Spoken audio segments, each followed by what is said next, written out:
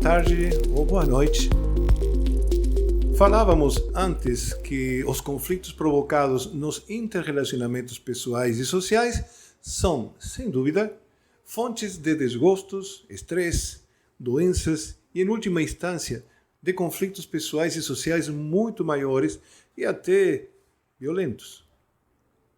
Mas observávamos também que fazem parte da realidade da sociedade, como instâncias que podem ser gerenciadas positiva e criativamente no seu constante processo de crescimento evolutivo. No dia a dia, interagimos com as outras pessoas do nosso convívio de uma maneira simples e focados nas circunstâncias. Muitas vezes ocultando nossos sentimentos ou estados de ânimo, ou em base a interesses específicos ou sentimentos que possuem raízes íntimas e profundas. A maior parte das vezes, o fazemos inconscientemente. Toda interação é uma negociação, uma transação, segundo Eric Berne, que, observada desde a filosofia de Hellinger, se regula pelas 3 leis universais e, mais evidentemente, pela lei de equilíbrio, a lei de dar e receber. O equilíbrio é indispensável na tentativa de não transgredir esta lei, e cada tipo de relacionamento existe um equilíbrio específico e uma graduação de tolerância e adequação que está dada pela compreensão adulta desta lei. Contrariamente, esta lei é intransigente quando se pretende a sua manipulação. Mas nossas interações são, em geral, instintivas, isto é, através de impulsos espontâneos e inconscientes, racionais ou irracionais, que nos levam a agir segundo as nossas necessidades e que podem eventualmente ter bons resultados, mas que partem de uma premissa que podemos chamar de egoísta e que não se enquadra numa perspectiva de interrelacionabilidade coerente, empática, positiva e construtiva. Por exemplo, um dia qualquer podemos acordar tristes ou de mau humor. No entanto, alguém nos dá os bons dias, cheios de energia e boa vontade. E isso pode chegar a nos incomodar. Sem que exista animosidade, o mais provável é que nem respondamos a esse saludo. Porém, não se trata de algo premeditado, simplesmente a nossa cabeça está em outro lugar. Em geral, não interagimos de uma forma, digamos que, pensada. Inclusive, em ocasiões, quando pensamos muito na forma em que devemos interagir com as outras pessoas, até temos a sensação de estarmos perdendo a autenticidade. E, por outro lado, muitas vezes, deixamos nossos instintos e desejos de lado para agirmos só guiados pela razão. Talvez,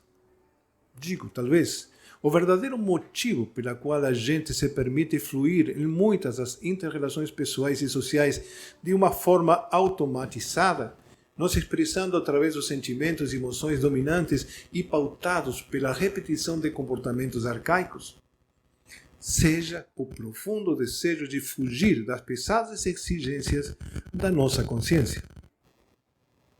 Acontece que estamos pautados por regras e convenções, por tradições e sistemas de crenças muito potentes que surgem da nossa própria história e do sentido de pertencimento que é fortemente identificatório e que não só obtemos do nosso sistema familiar, sino que os vamos absorvendo de todos os sistemas aos quais pertencemos simultaneamente.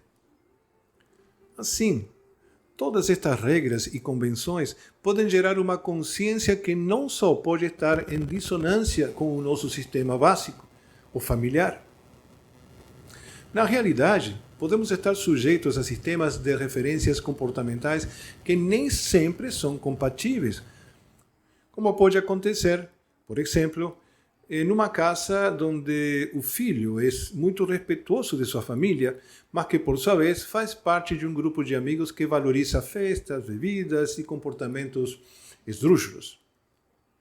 Cada um destes dois sistemas terá suas regras e limites, suas formas de interação, que, neste caso, parecem ser, em sua maior parte, incompatíveis. Sem julgar o certo nem o errado, estes comportamentos incompatíveis de alguma maneira nos aprisionam, consciente ou inconscientemente, e tanto social como sistemicamente nos enfraquecem.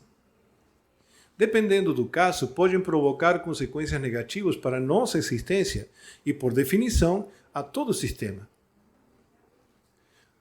Uma das soluções para conduzir e gerir de forma mais satisfatória a nossa vida de relacionamentos é permanecer mais conscientes e atentos à totalidade de acontecimentos que pautam o contexto e as circunstâncias da vida.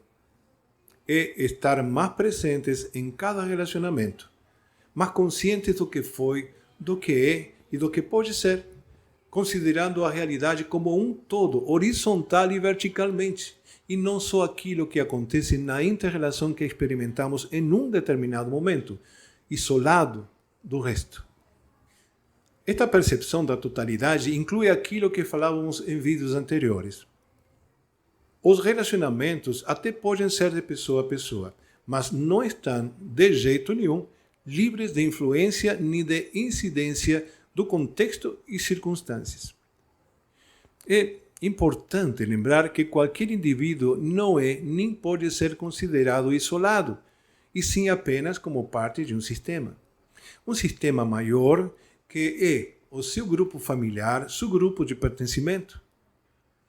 Por esse motivo, a percepção total, integral e sistêmica não pode deixar de olhar nem deixar de lado todas as características e tarefas sistêmicas que as partes carregam. É neste ponto da reflexão que falamos da inteligência sistêmica. Esta inteligência sistêmica não é um método, não é uma técnica, nem a aplicação de uma fórmula.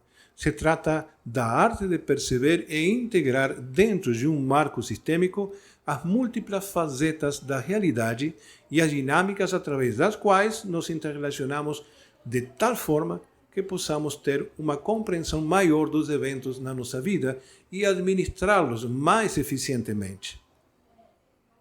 Esta inteligência, que talvez deveríamos chamar de sabedoria sistêmica, é uma abordagem que visa compreender e lidar com os sistemas complexos de forma eficaz. Ela envolve a capacidade de ver além das partes individuais de um sistema e compreender as interações, conexões e padrões que existem dentre elas. Esta abordagem reconhece que os sistemas são dinâmicos e estão em constante evolução, e busca identificar nos relacionamentos tanto as dinâmicas apropriadas para a consecução dos objetivos comuns dos sistemas, como os movimentos ou elementos causais de atritos, desentendimentos e conflitos que surgem entre os diferentes elementos de um sistema.